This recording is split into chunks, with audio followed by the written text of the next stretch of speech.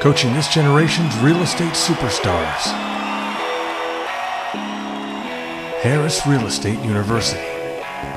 Coming out of Jeff's mouth, Jeff goes, you know what?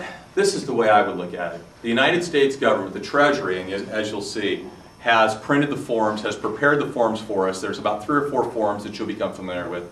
There's an RSS form, which is a form that you would originally submit once you have a short sale listing. There's another form called a RAS form, which is a form that you'll submit after. I'm going to backtrack a little bit.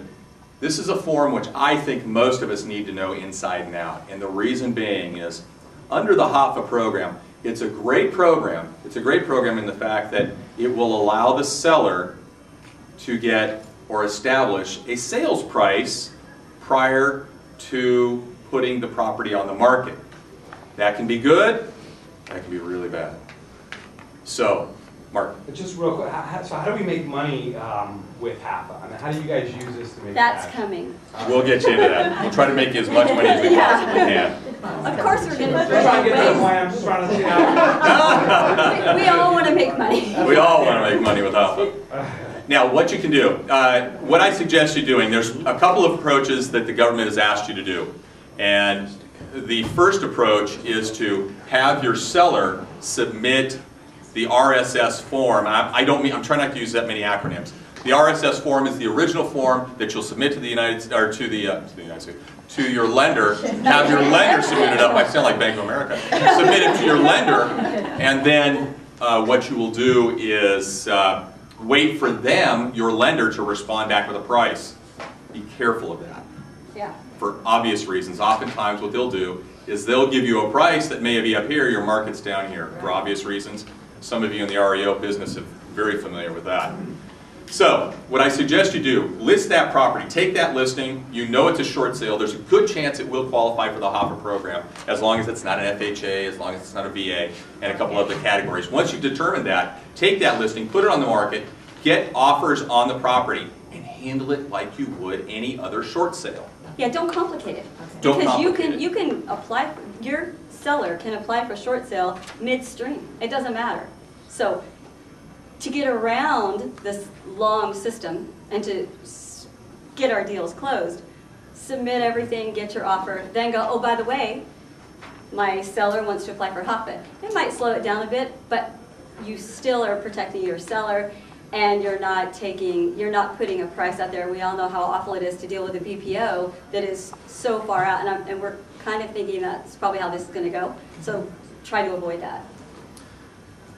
Submit what's called the RAS form, R-A-S-S. Submit that with your offer, with your residential purchase agreement. Submit that to your servicer and begin the process at that point. Save you a lot of time. You'll have more control over the pricing, which is the key to short sales, controlling the pricing from A to Z, and you will get that property approved. Should we just fill in the blanks on that form? Yeah, now this is the thing. Typically what's being required, the bank was actually, the government's initial directive is to have the banks submit or send these RAS forms, these RSS forms, to the seller at the seller's request. That's what's happening right now. The banks are dragging their feet. Yeah. Under the directive of Jeff Lischer, he suggested, you know what? The United States government has a package. It's available. We have it available on Harris Real Estate University. Download that. Use the forms that the government's already come up with.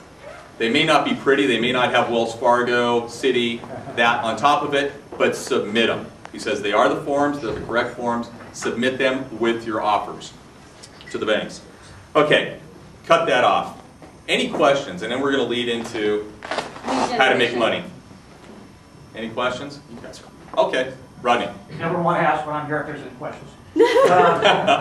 Just 2 questions real quick. First of all, total payment, as far as this 31% threshold, do you know if that includes homeowners association payments? Or if it's just BITI? It would actually be the entire obligation of the property, and in total. In total. So including HOAs, including their taxes, including any PI, if there is any, the entire program. Utilities too?